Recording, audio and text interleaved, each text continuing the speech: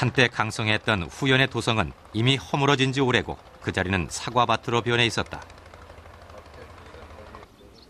402년 고구려군이 이 용성 동북쪽에 있는 숙군성을 공격하자 지방관은 성을 버리고 달아났다고 한다. 숙군성마저 사라진 지금 용성터는 고구려군의 행적을 알 수 있는 유일한 지표인 셈이다. 우리가 광개토대왕 때 가장 최대의 전과 후연과의 공방전 가운데 그것이 바로 숙군성 전투인데 이 숙군성을 현재 찾지 못하였습니다. 그런데 바로 이곳으로부터 동북쪽에 있었던 평주자수의 치소다 이런 얘기가 있습니다. 바로 여기가 후연의 도성이기 때문에 숙군성은 바로 여기서부터 동북으로 좀 떨어진 지역이 아닐까 이렇게 생각됩니다.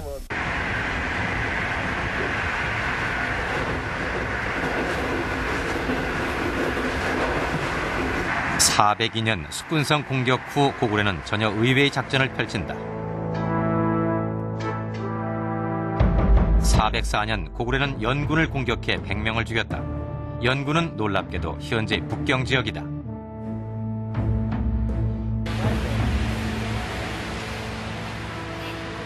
고구려는 실제로 이곳에 왔을까? 우리가 찾은 곳은 북경 교외의 어양. 삼국사기에는 광개토 대왕 훨씬 이전인 5대 모번왕 때 이미 이곳 어양을 공격했다는 기록이 있다. 성의 원래 모습은 찾아보기 어렵지만 지금도 밭고랑 사이에서 당시의 토기와 기와 조각들이 쉽게 발견된다. 이 뒤에 이제 배를 대고서 기와 만든 그런 흔적들이 있어요. 고구려는 이 깊숙한 곳까지 어떻게 들어왔을까?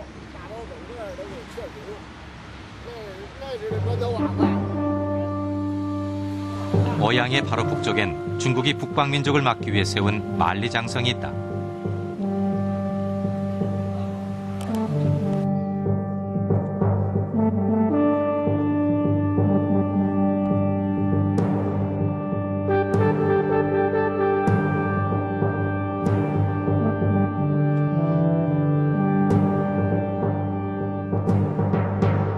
하지만 장성 너머에 있는 거란족을 포함한 북방민족에게 만리장성은 장벽이 되지 않는다. 만리장성엔 북방민족이 중국으로 내려오는 통로가 여럿 있다. 그중 하나가 호북구. 호북구에서 북경까지는 겨우 1시간 반 거리에 불과하다.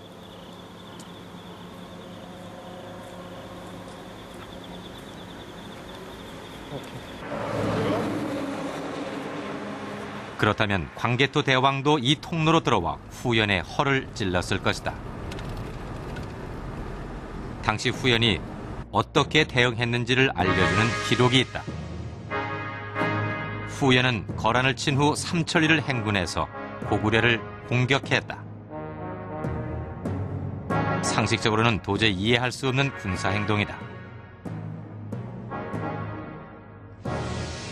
무려 3천이나 행군했다고 되어 있습니다. 이것은 후연의 군대가 갈 곳을 몰라서 헤매고 있는 기록을 나타내고 있는데 당시 후연이 거란과 싸웠을 때 거란의 군대가 많아서 졌다라고 하는 건 이해할 수 없습니다. 왜냐하면 2년 전 404년에 진서의 기록에 의하면 후연이 거란을 크게 물리쳤다는 기록이 있습니다. 불과 2년 만에 거란의 군대가 늘어났다는 것은 거란 자체의 힘이 아니라 거기에 고구려의 군대가 합세해서 고구려가 북쪽에서 후연을 압박했던 것으로 볼 수 있겠고, 먼저 숙군성을 공격한 고구려군은 후연의 주력 부대가 부성 주위로 몰려들자 이번엔 거란 지역을 배후로 이용해 연군을 공격한다. 한마디로 후연 교란 전술이었다.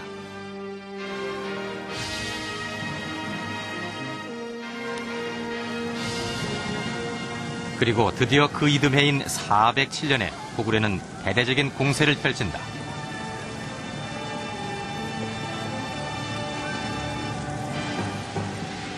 광개토 대왕의 비문은 당시 고구려의 후연 공격을 이렇게 기록하고 있다. 보병과 기병 5만을 보내 적을 모두 죽이니 그 승리로 얻은 갑옷이 1만여 벌이나 되고 군수품과 장비도 헤아릴 수 없이 많았다. 당시의 작전은 무엇이었을까?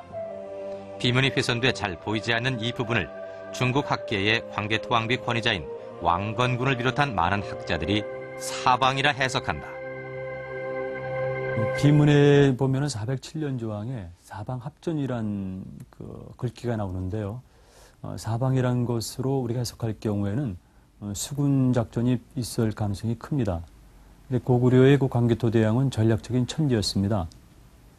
특히 그분이 사용했던 전술은 원거리 기동 습벽 전술이 있었고 수륙 양면 작전이었습니다.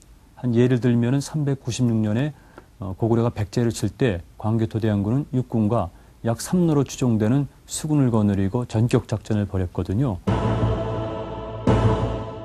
거란을 정벌한 그 이듬해 광개토 대왕은 군사를 이끌고 백제 정벌에 나섰다. 이때 광개토 대왕은 고구려의 막강한 수군 부대를 출정시킨다. 이렇게 육군과 수군이 한꺼번에 여러 갈래로 공격해 들어가는 작전을 씀으로써 광개토 대왕은 마침내 백제왕의 항복을 받아낸다.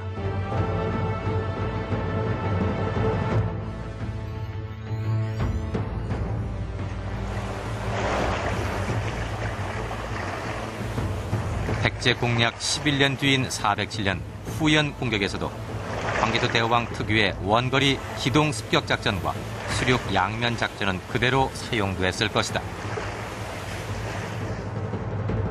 후연과의 공격을 보면 후연을 배후에서 공격하려는 시도가 보여집니다. 이렇게 395년에 거란을 이미 굴복시켰기 때문에 고구려는 거란을 통해서 거란과 합세해서 북쪽에서 후연의 중심지를 공격한, 즉 여러 방면에서 함께 합공을 하는 것입니다. 후연을 무너뜨린 사방합전. 10여 년 전 거란 정벌은 바로 그 치밀한 전략의 시작이었다.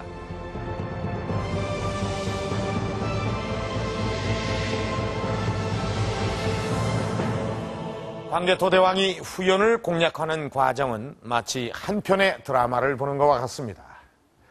광개토 대왕의 치밀하고 장기적인 전략 속에 진행된 후연 총공세, 그 결과가 어떨까요?